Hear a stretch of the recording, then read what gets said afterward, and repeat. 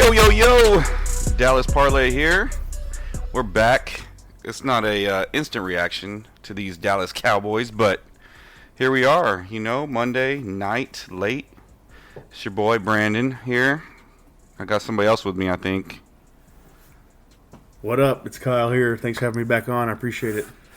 Not an instant reaction, but we had a little time to digest it a little bit, and now we'll give you our thoughts. Now we're not living on the high of a win. We could actually talk about the negative parts, huh? Yeah, exactly. So we're trying this Quite a new. few of them. Yeah, we're trying this new remote recording. So, you know, we're getting big over here. Anyway, so to start off, the Cowboys won, in case you didn't watch, 27-20. And guess who did the broadcasting again? I feel like he's on there every freaking week, and I can't stand it. He does. He is very. Greg Olson's all over the Cowboys this year. I know you don't like it. I like him. I don't have a problem with him. Really? Yeah, I like him. I don't love Kevin Burkhardt or whatever his name is, but I like Greg Olson. Yeah, I don't know. He talks too much, I think. I don't know. He's annoying me. But I won't harp too much on that again. I already did that. Pregame, you saw that the benches were flown in. I know everybody's already talked about this, but here we are, a little late. But you got to talk about it. That was it was weird at first. By Jerry. I think it was great. I mean, that just shows that Dallas is willing to do whatever they got to do. Washington Stadium's trash. I mean, they got some huge problems over there. So if Dallas needs to fly their own benches in, and they got to do what they got to do to win. I'm all about it. Yeah, I heard I don't remember where I saw this, but I think the Seahawks or something warned them that the benches were like, they're trash. Broken and not very good. Yeah. So Washington, they won 5 straight actually, and they're kind of putting some stress on us a little bit.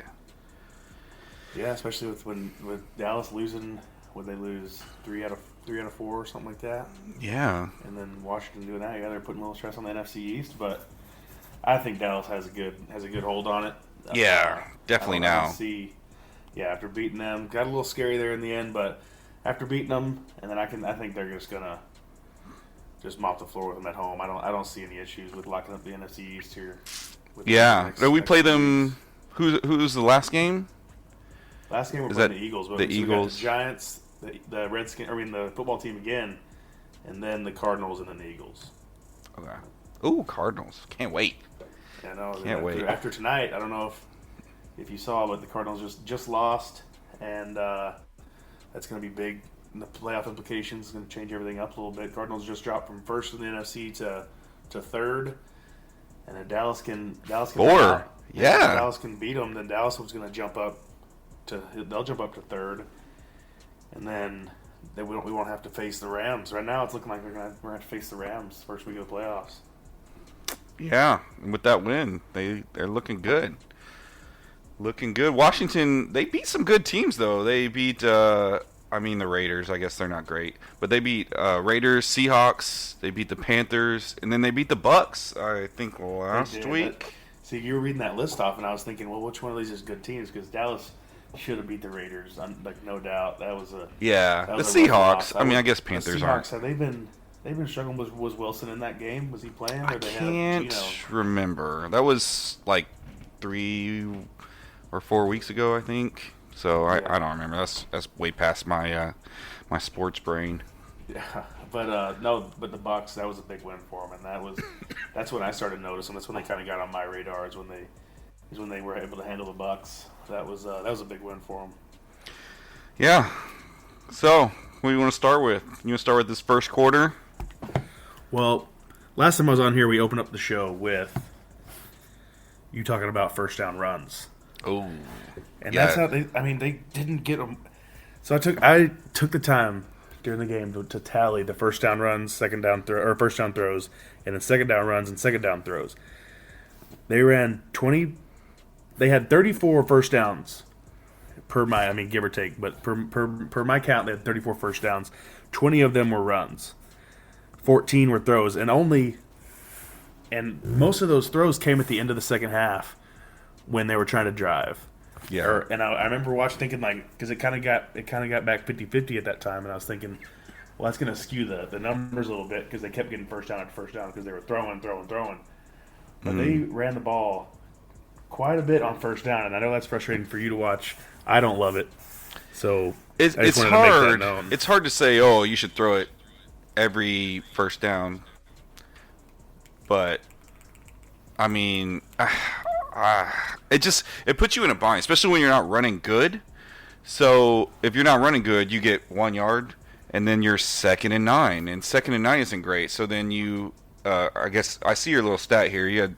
They're almost even on second down runs versus throws. Yeah, yeah, exactly. That's what I was gonna say next. Is it's almost very predictable. You're gonna run on first throw on second down, and then you run on first. The run game wasn't all that great, but you run on first down, like you said, you get 1 yard, 2 yards, and then you throw it, and either you only had incompletion or whatever, and then you're behind the chains, and now you're third down and 3rd and 6 or whatever, and then you have to throw.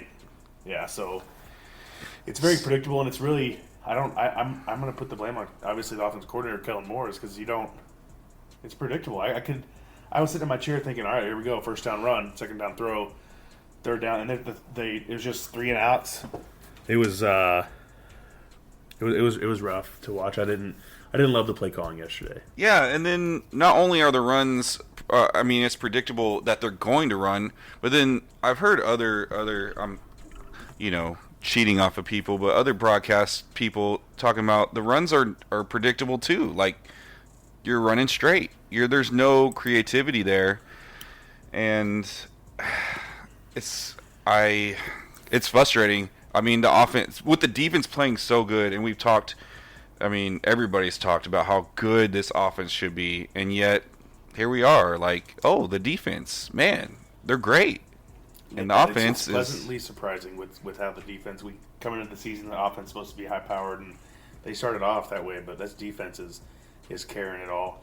There's one thing I want to add about people saying that the runs are predictable. I think that is obviously true, but I think that has something to do with Pollard being out. Yeah, because with Pollard, he's a much different back than Zeke. Zeke's a run downhill, run you over kind of guy. Pollard's a little shifty.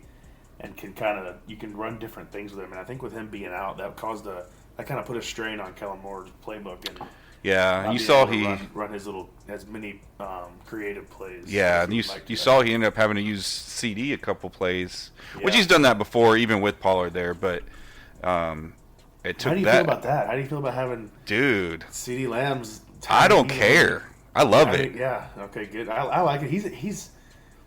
I like it, and I think they do it. They dial it up at the right times. They don't do it enough to where two times a game. That's great. Yeah, but I think that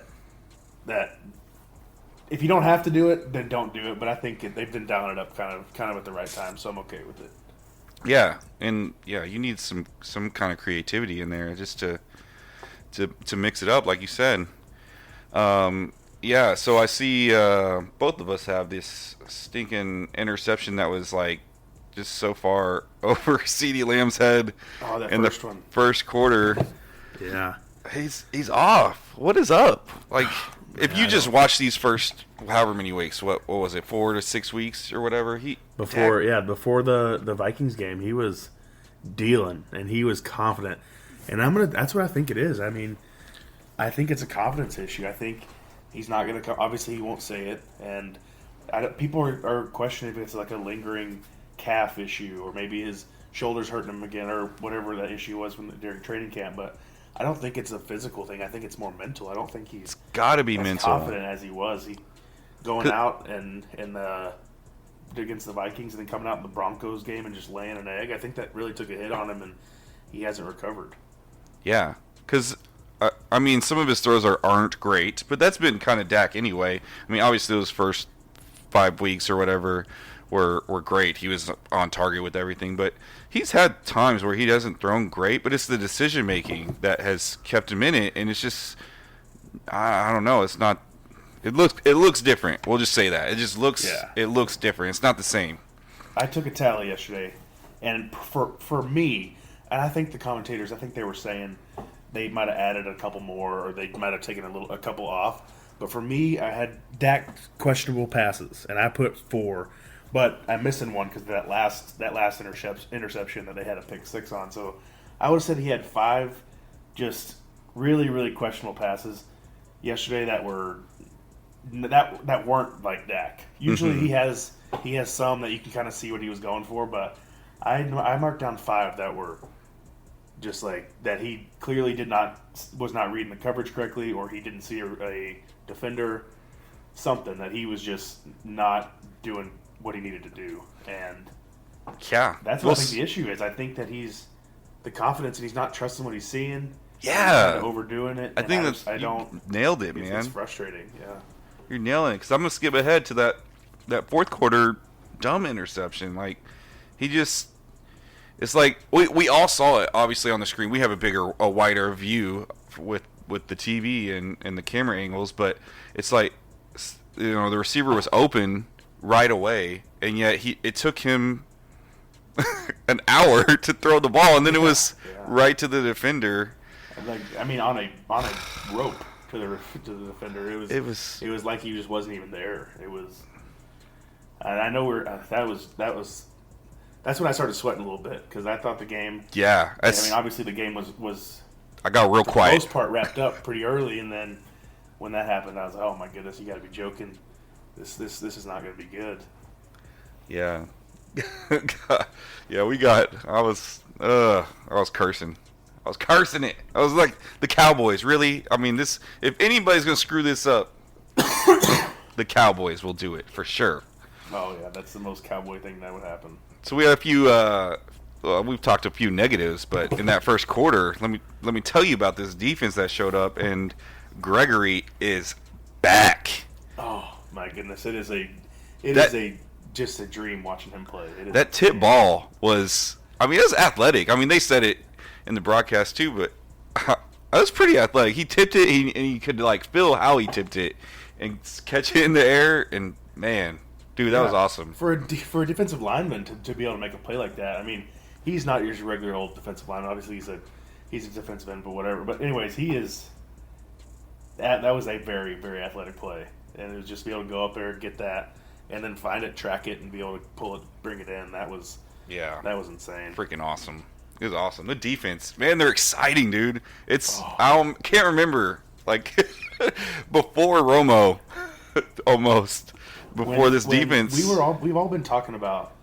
When we get everybody back, when Lawrence gets back, when Gregory gets healthy, when we got Parsons on the field, when everybody, or who was it, Gallimore comes back, like, and they got him back, and that was like nothing I've ever seen. I expected a good defensive showing, but what did they have? They had, they had one interception, 5 sacks, 5 sacks, yeah, a touchdown.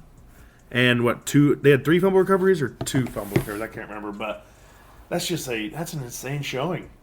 Yeah. It's like nothing I've ever seen, and it is a great feeling to know that even if Dak sucks. Sucks. Yeah, we'll say it. I wouldn't go that far, but even if the offense is struggling a little bit, then you know the defense can step it up and make plays when they're needed, and it's a fun way to watch football. Yeah, and there was a couple almost interceptions too. I mean, they only have one on the game, but there's a few that could have easily Brown, been. he almost had one the first drive. Yeah, he had another one too that he dropped. Yeah, he had 2 that he dropped. That's what I noted. Another thing I noted is they were attacking Anthony Brown that first drive. They went at him and they hit a 12-yard reception, put on him, and then dropped an interception shortly after that. And I thought that was the first drive, and I was like, my goodness, they're going to attack. They're going to go after Anthony Brown. He's just going to choke, just like he's had a couple good games, but he's just going to get roasted just like he has been.